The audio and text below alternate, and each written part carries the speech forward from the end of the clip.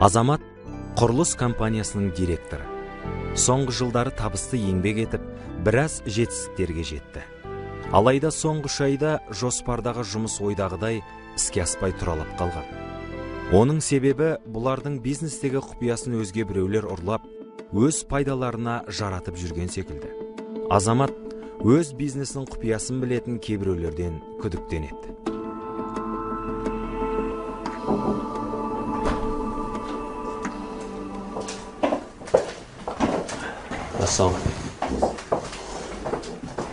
Отырыңыздар. Оспан аға, өткендегі жоспарлардың бәрін қарап шықтым. Жұмыстағы. Сол жоспарлардан түсініспеушіліктер шығып отыр. Бәріміз отырып осында ақылдасып едік қой сол жоспарды. Сол жоспар басқа фирма біздің жоспарды алып, бізден бұрын ақша тауып отыр. Арамызда сатқын бар деген сөз. Ол жоспар жасағанден бәріміз бірге болғанымыз. Бірақ ол құпияны біреу кім шығарып отыр мүмкін, егер сатқын бола қалған күннің өзінде. Мен өз басым қыздарға, Әлияға, Ритаға сенем. Азамат Қабен осында сіз менен күдіктеніп тұрсыз ба? Егер күдіктенсеңіз, тексеріңіз. Мен де осы жұмда еңбек етіп келем. Егер сенбейтін болсаңыз, онда өз еркімнен жұмыстан кетем. Жоқ, Рита, не деп тұрсың сен? Мен сендерді осы үшін жинап отырмын ғой осы жерге. Әрқайсысын жұмыстан шығарам деген жоқпын ғой. Рита, дұрыстансың сен. Сіз, Әлия, жомарт қыз, не дейсіз? Жалпы, мен өз бетімше 1-2 фирмалардың есептерін қарап шыққанмын. Барлығы жоспар бойынша дәл біздікіндей. Қаржылық сметалары да біздікіндей. Жарайды, боссыздар.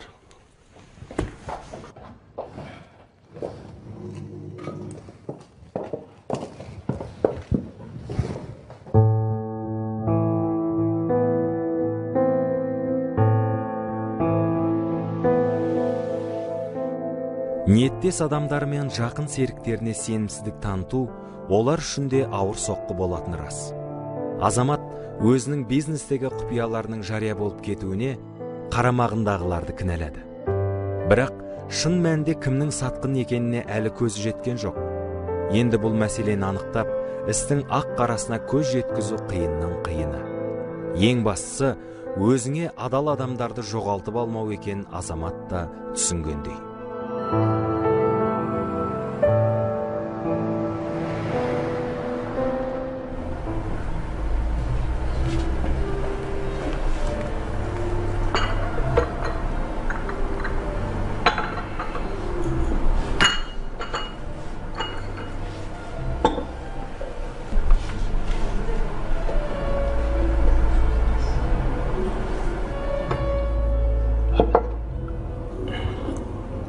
Солай, Өмірбек.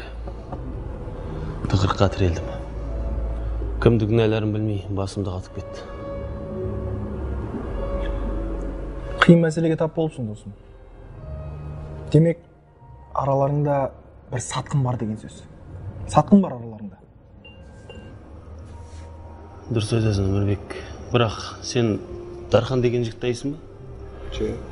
Өмірбек, ең жақын досымсың ғой. Маған Дархан деген жігіт жайлы толық ақпараттар жинап берші. Дархан танымайды екен, бірақ досым, саған керек болса, мен ақырында былай сұрастырып көрейін.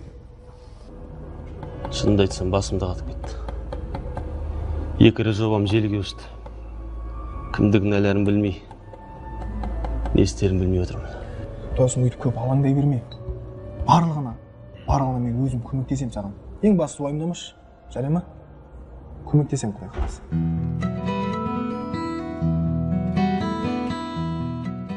Қатырам бұл бәрін. Қорықпаңыз дейін. Әрине.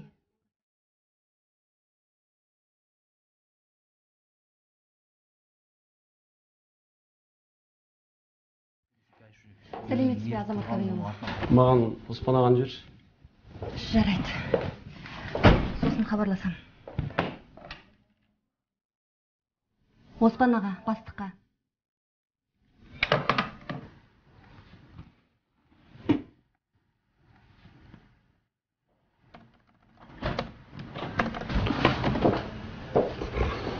Ассалаумағалейкум, қалайсыз? Алысылай, отырыңыз. Кешегі мәселені ақылдасайық аға. Жақсы. Аға, мен Ритадан күмәнданып жүрмін. Ал Әлия Жомарт қызын айтатын болсам, ол кісі бұрыннан бері бізбен бірге жұмыс жасайды. Соған не дейсіз? Азамат, жалпы Рита Алматқызының осында келгелі артық қылығын ешқайсымыз байқағанымыз жоқпыз. Осы меніңше жау ішімізде емес сыртта сияқты. Кім болуы мүмкін сонда? Енді оны мен анығын білмеймін. Бірақ менің ойым солай.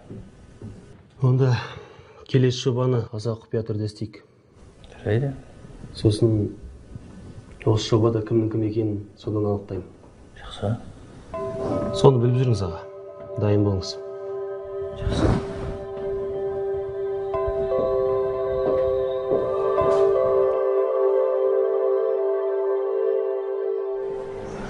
Рита,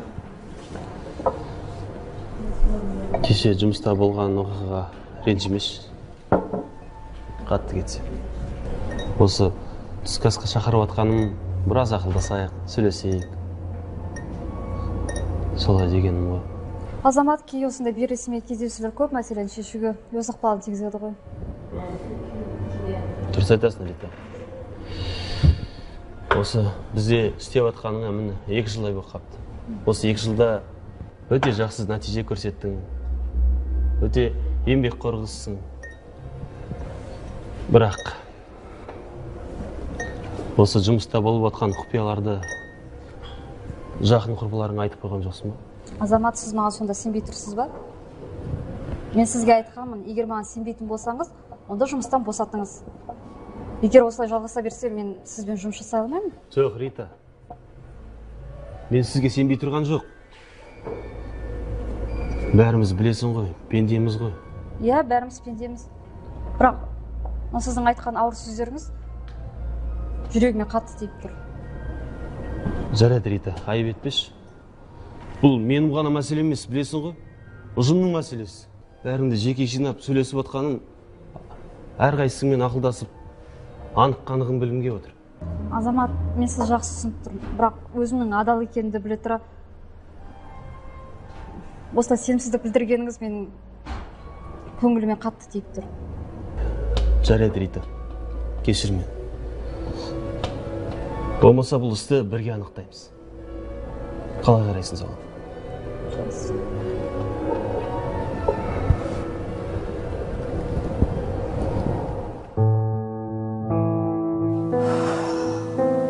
Не айтарымды, қалай ақталарымды да білмеймін. Білбілерім, бұл істе өзімнің ақ екендігім. Бірақ маңайымдағылардың маған осындай сенімсіздікпен қарағандығы жанымды күйдіріп жіберді. Азамат әлі өзінің жақын серіктерінен күдіктеніп жүр. Тағы бір ірі жобаны талқылап, бекіткен соң, Азамат жобаның құжаттарын көбейтіп, бәріне бір нұсқасын таратып береді де, өзінде қалған түп нұсқаны кабинетіне қойып, шығып кетеді. Хатшы қыз Жанна Азаматпен қоштасып орнында отыра береді. Кабинетте ешкім жоқ, оңтайлы сәтті пайдаланған Жанна дереу құжаттың көшірмесін жасап, сумкасына тығып қояды. Ешкім Жанна бұлай істеп жүр деп мүлдем ойламаған.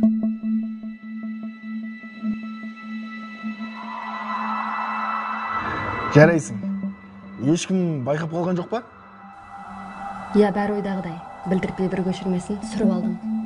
Тамаша. Ендеше кешкісін соғып, өзім алып кетемін. Жарай ма? Тамаша. Қалайсың, Өмірбек? Ой, Азамат, ассалаумағалейкум. Шүкір, жақсамын. Өзің қайсың? Ақырындап. Не журнал? Дархан шылтыр адам екен. Сыр берместің нағыз өзі. Ешқандай мағлұмат анықтай алмадым, досым. Ренжімеш, өзіңдей жаңалық болып жатыр. Алла қаласа бір жоба бастағалы жатыр. Ой, мынау тамаша ғой. Ол енді жоба, үлкен жоба. Азамат жан досы Өмірбекке көп сырларын ашып айта беретін. Бұл жолы да бірнеше жобалар туралы айтып берді. Өмірбек те оған бар ақылын қосып кеңесін аяған жоқ.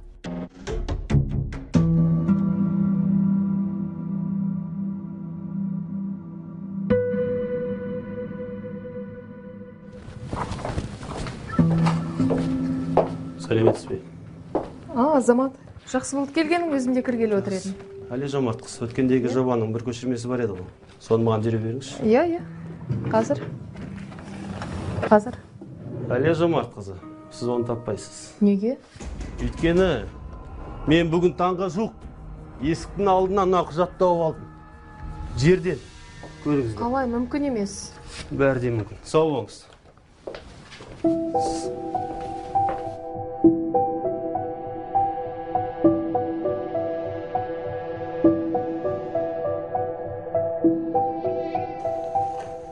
Оспан аға, менімен тіпті әкеммен қызмет жасаған кісі бұлай істегенде мен басқаларына қалай сенем? Азамат, Әлия Жомарт қызына бұлай сенімсіздік танытуың орынсыз меніңше. Мен өзіме қалай сенем, ол кісіге солай сенем. Бұл екеуіңнің араңа арнайы ұйымдастырылған. Сонда кім болуы мүмкін? Қалай ойлайсыз?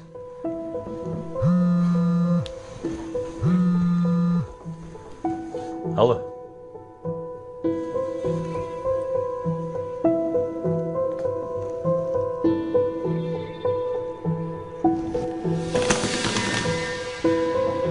Тағы не болды? Керек болса. Дархан деген жігіттің фирмасы әкімшіліктен біздің жобаны бекітіп алыпты.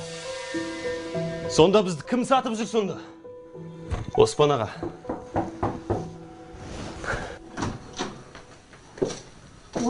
Бәріңіз осындай кетсіздер ғой. Көзіме көрінбеңіз, Әлия Жомарт қызы. Сіз боссыз. Азамат, не айтып тұрғанын білесің ба сен? Әлия Жомарт қызы кететін болса, дәп қазір мен де кеттім бұл жерден ендеше.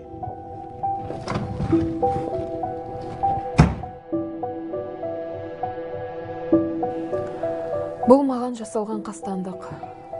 Өмір бойы есепші болып жұмыс істеп келе жатырмын. Қағаздарыма, құжаттарыма өте мұқиятпын. Жазықсыздан жазықсыз күйіп кеттім.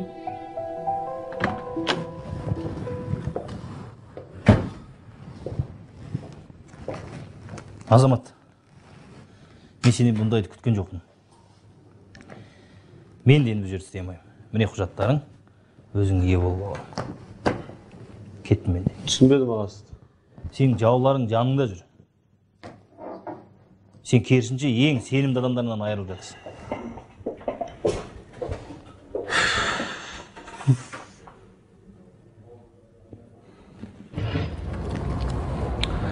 Мәзірді бір қарап шық. Не қалайсың?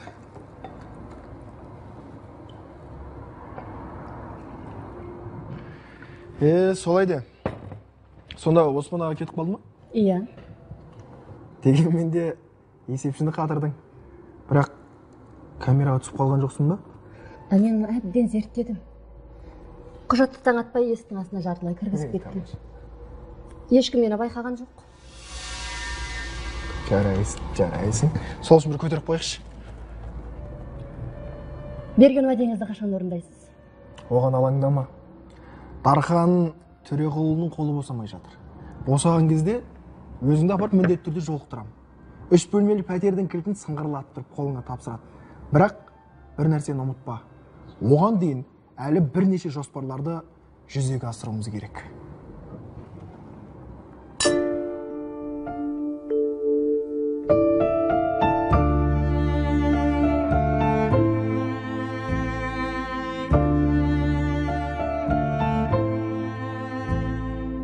Азамат әбден тығырыққа тірелді. Оспан мен Әлия жұмыстан кеткен соң компанияның барлық ауыртпашылығы өзіне жүктелді. Күн сайын құлдырап жағдайлары мүшкіл халге жетті. Жобаны жүзеге асыру үшін банктен кредитке алған қыруар қаражатты қалай қайтарарын білмей есі шықты.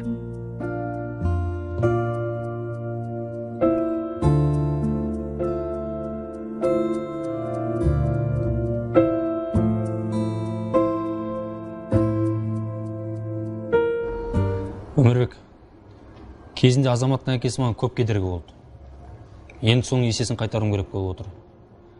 Әрине сендердің болған еңбектерің көп сіңді. Дегенмен Азаматты тақырға отырғызуым керек болып отыр. Енді Дархан мырза, оған аз қалды. Тек Жаннаға берген уәдеңізді орындасаңыз. Мына әлгі бау кеспей Дархан ғой. Өмірбек, Жанна. Айтқан уәде. Мен уәдеме өте берік адаммын. Еш уайымдамаңдар. Құжатты бер.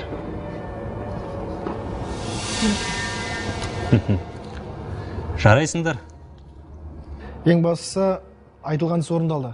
Тек өзіңіздің уәдеңізді ұмытпаңыз. Еш уайымдамаңдар дедім ғой. Ендеше амандықта.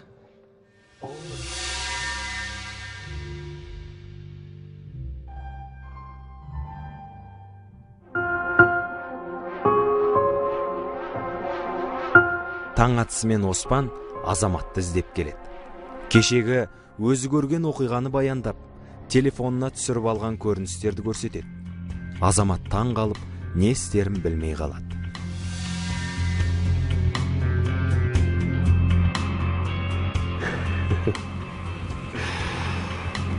Сонда мен сатып өткен досым болды.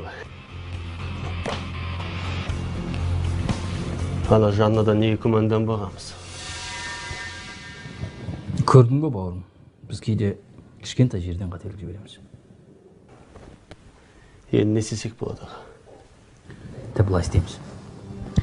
Тендерге қатысты маңызды құжаттарды Жаннаға береміз да, әкімшілікке жібереміз. Артынан аңдимыз. Жанна білмеу керек. Дұрыс айтасың аға. Мен өткенге кешіріңізші. Жарайды, кешер деп уақыт созып отыратын жағдай емес қазір. Есіңді жида жұмысқа кіріс бауырым.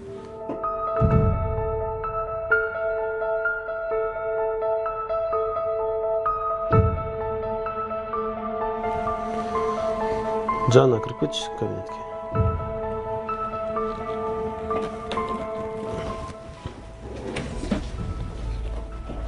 Иә, Азаматқа мен оны тыңдап тұрмын. Мына құжаттарды әкімшілікке тезірек апарып берші. Келесі тендердің құжаттары. Жарайды, өзім апарам. Мен шоферім шақырайын. Сізді жеткізіп тастасын. Жоқ. Өзім апарам, өз көлігім. Жарайды, бірақ тезірек жеткізесіз ғой. Жарайды.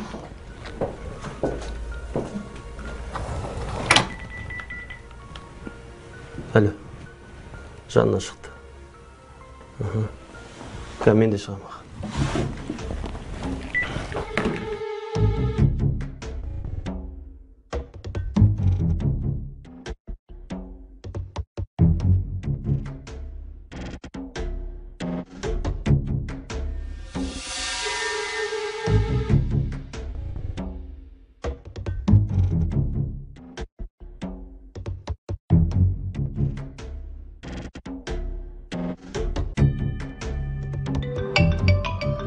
Оспан аға звондап отыр. Алло. Жанна бір жігітті көлігіне отырғызып жатыр. Отырғызып алып, әкімшілік жаққа жүре беріңдер, бұлар сонда баратын сияқты. Жарайды, бара тұрыңыз. Олар әкімшілік жаққа бара беру керек.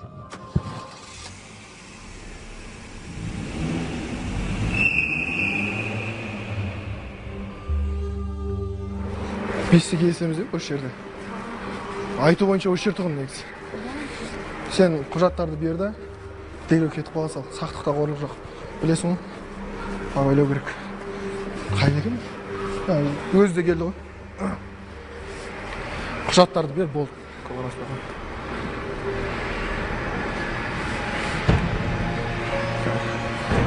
Қалайсыңдар, амансыңдар ма? Ассалаумағалейкум Дархан. Қалайсыздар?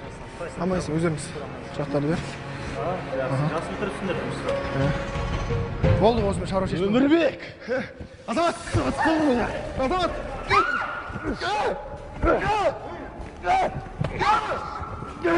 Өмірбек! Қой дейін, бұл дейін. Қой бұл. Мені қалай саттың сен? Қой шырсын. Болды деймін, тоқта. Болды. Бар, сабыр.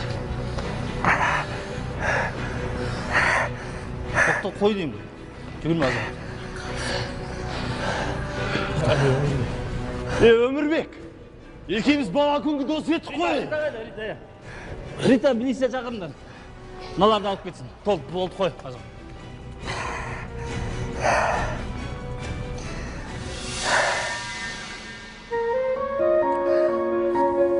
Төбемнен жай түскендей болдым. Досым, жанашырым деп жүрген адам мені сатып кетті. Ал мен болсам керісінше өзімнің сенімді адамдарымды жазғырдым. Бұлай болады деп кім ойлаған?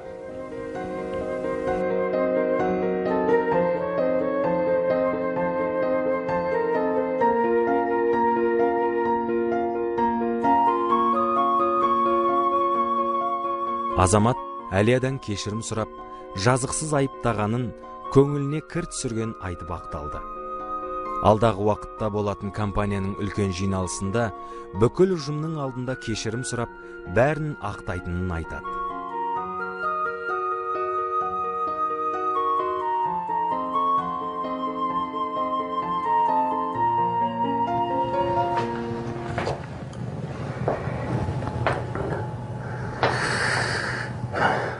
Мен мұндай тығырыққа тірелем деп ойламаппын.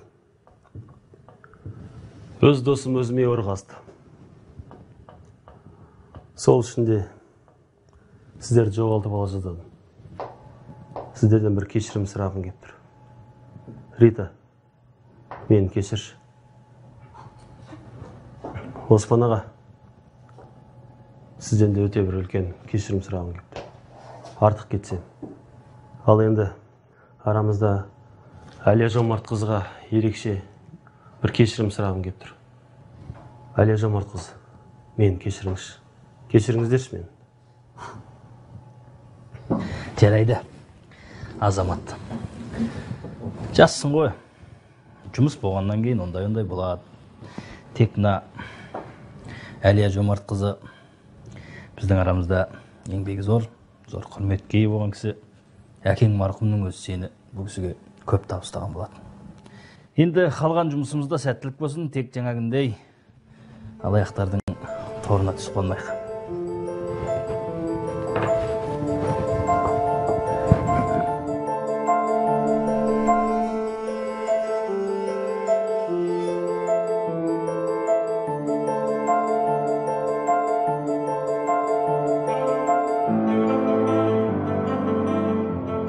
Кейде пендешілік бойымызды билеп, жақындарымызға ор қазатынымыз бар.